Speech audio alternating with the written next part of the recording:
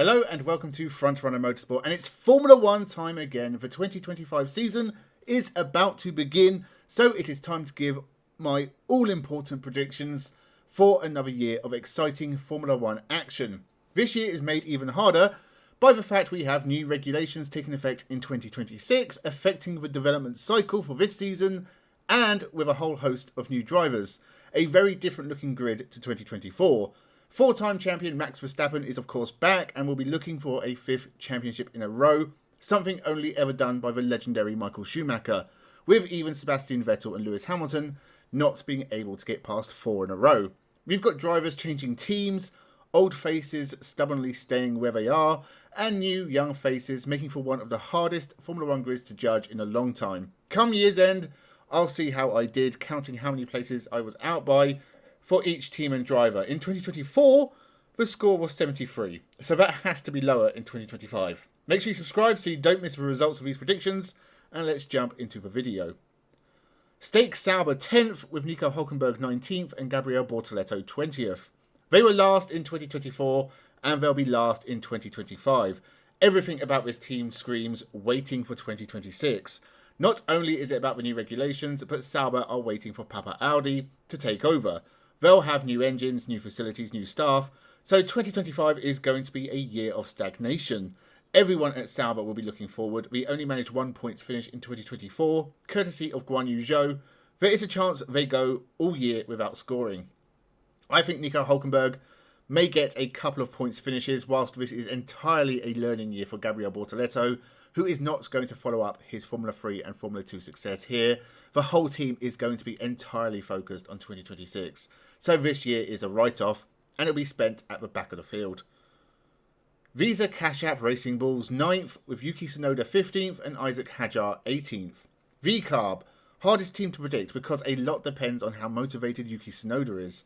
Will being looked over for the Red Bull seat be a hit to his motivation, or will it fire him up? I think a deflated Yuki is going to fall into the clutches of the backmarkers and will only see a couple of Q3 appearances and a few low-end point-scoring performances as the Japanese driver exits Formula 1 after 5 years.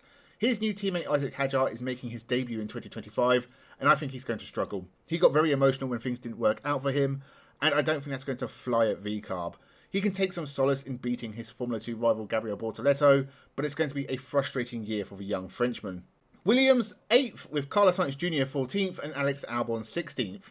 I've said time and time again that Carlos Sainz Jr. didn't deserve to get turfed out of Ferrari to make way for a 40-year-old former champion. But that's the situation, and he has round up at Williams for 2025. He will get the best results for the team, scoring fairly regular points, but only the lower end of the points. Alex Albon will be very close to Sainz and will score a similar amount of points, probably won't be a very high amount. I think a maximum of 25 for Sainz and 20 for Albon, and that would be a good year for Williams. The fact is, Williams haven't scored more than 40 points since the 2017 season. They have two good drivers, and Carlos Sainz will do a lot better than Logan Sargent. That in itself could be a big boost for Williams if they can have two cars in the midfield. Alpine 7th with Pierre Gasly 12th and Jack Doohan 17th. It already feels like Jack Doohan is being given the short end of the stick. As soon as he was put in the car, there were rumours Alpine wanted Franco Colapinto in the car, and Jack Doohan definitely has a target on his back. If he doesn't start the year off strong, then Colapinto will be in that seat before too long. A shame, as I think Jack Doohan deserves a reasonable chance, and it feels like Alpine have already made a decision, and therefore will be looking for any excuse to get rid of Jack Doohan. And I do think they will. I can't see Jack Doohan doing much, but hopefully he can get some Formula 1 points before being unfairly gotten rid of. Pierre Gasly is a really experienced driver now, and I think his best is behind him. That big move to the front of the field is never coming round again for the Frenchman, and he is essentially stuck slumming it with a team lacking in identity and seemingly falling out of love with Formula 1. If Alpine don't leave eventually, I'm sure Gasly will, maybe to their World Endurance programme. Gasly has only had 7.5 years in Formula 1, but he's not even 30 yet, and it feels like it's been much more, and he has accomplished a lot whilst being given very little. Hopefully he can have a good end to his time in Formula 1, but 2025 will be a tough year for Alpine. They were awful last year, getting lucky with the double podium in Brazil, which flattered an otherwise mediocre year. They won't get that lucky again, and their decline is all set to continue. Haas 6th with Esteban Ocon 10th and Oliver Behrman 11th. Oliver Behrman was shoved headfirst into the limelight with his Ferrari debut in Saudi Arabia last year, but he was also pretty good in his couple of races with Haas, and that is a positive for the team in 2025. He is the most obvious replacement for Lewis Hamilton going right now, being he's a Ferrari reserve and British. And if he continues his fine form and the Lewis Hamilton deal doesn't work out for the Scuderia, then Behrman could be in that seat by 2027, maybe 2028. For now, he wants to continue his strong form, and with a Haas team that has improved a lot in 2024. Esteban Ocon may not be the best signing for the team, but the Frenchman is a race winner in Formula 1, gets the odd very strong result, and is now basically on the Romain Grosjean route out of Formula 1. And Grosjean did have some strong results with Haas. If they manage to finish 6th, then it'll be their best year since 2018, and what a good way to celebrate your 10th year in Formula 1. I think they can do it. I have strong hopes for Haas in 2025, and they might be the best of the midfield teams, just in time for another American team to join them on the grid. Aston Martin 5th with Fernando Alonso 7th and Lance Stroll 13th. After a good first half of the season in 2023, Aston Martin have had a massive dip in form that has dropped them far off the top teams, but kept them ahead of the rest of the midfield. This will be Fernando Alonso's 22nd season of Formula 1, which is pretty incredible, but he still hasn't won a race since 2013, and 2023 may have been his last chance. That is unless we start to see what effect Adrian Newey can have on the team, as well as everyone else Aston Martin have poached behind the scenes. They are very ambitious, they want to be right up there with the best of them, and with Fernando Alonso they have the most experienced F1 driver ever to get them there. Lance Stroll, on the other hand, has a very limited ceiling. It'll be another Stroll year, and that is what will cost Aston Martin a stronger finish in the team's championship, and that will always be the case as long as he's in that second car. I never imagined Lance Stroll would be in Formula 1 for 9 years, but that's the crazy world we live in. Ferrari 4th with Lewis Hamilton 8th and Charles Leclerc 4th. Yeah, maybe I'm picking on Lewis Hamilton, but I feel like his dip in form at Mercedes over the last few seasons wasn't just about Mercedes. Yes, Mercedes slipped behind their rivals, but if Lewis Hamilton is the godchild he's hyped up to be by his rabid fans, then he would still have been right in the title fight. Max was constantly buzzing around the Mercedes cars in 2019 and 2020, for example.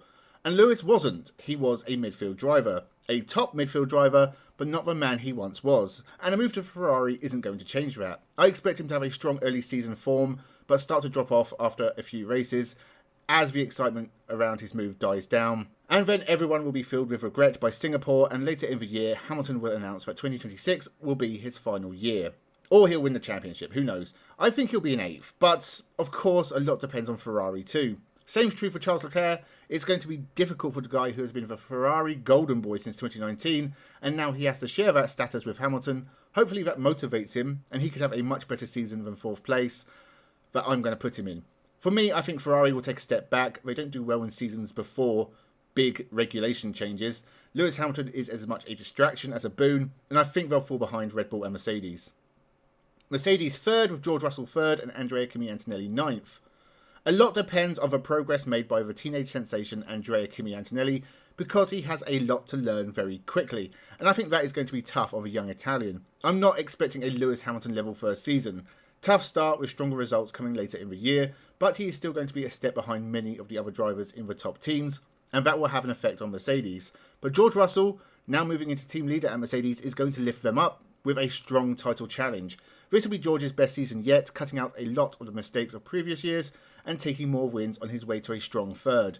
It has almost gone unnoticed that Russell beat Hamilton in 2 years out of 3 together, and he is a real star who has kind of been flying under the radar. This will be something of a revival for Mercedes. Antonelli is going to be learning at every race, and Russell has all the tools to take them back to the front. Red Bull 2nd with Max Verstappen 1st and Liam Lawson 6th. It's strange seeing Red Bull being so down about their chances for 2025. It feels like they're worried they've lost their mojo somewhat and are going to slip back. I don't think that'll be the case, and Max will be taking that 5th title in a row in 2025. He just knows how to win in Formula 1. If the true pace of the Red Bull was somewhere between Max Verstappen and Sergio Perez, it's still a good car, and it'll be enough for the now 4-time champion to take a coveted 5th in a row. Liam Lawson could go either way, and if he has a bad start to the year, then I think Red Bull will remove him quick. But I think the Kiwi will be just fine. Better than Sergio Perez. There's going to be some shockingly good, consistent results right away, and a strong points haul for the year. Lawson is going to be a surprise with a 6th place in the championship, a good first year with a top team, and a first full Formula 1 season for him. McLaren 1st, with Lando Norris 2nd and Oscar Piastri 5th. I think the title race will look very similar in 2025 to how it was in 2024. McLaren are juggling a lot of eggs in their basket, but the reigning Constructors' champions have a strong car and will get results throughout the year. I think Max will beat Lando Norris again, but the gap is going to be a lot smaller. Maybe Norris can even take it to the final race this time round. I do believe he'll be beaten again, and that may serve as motivation for Lando Norris in the future. More of the same for Oscar Piastri as well. A 5th place finish would be enough to just give McLaren a 2nd Constructors' title in a row. More wins maybe, but nothing too unexpected from the Australian in 2025. McLaren were a welcome addition to the title fight in 2024, and I reckon they could do that again. So they are my predictions for 2025. As I said at the start of the video, when I do my reactions video at the end of the year, as is tradition, I'll count the places I was wrong by and hopefully do better than the 73 I scored in 2024.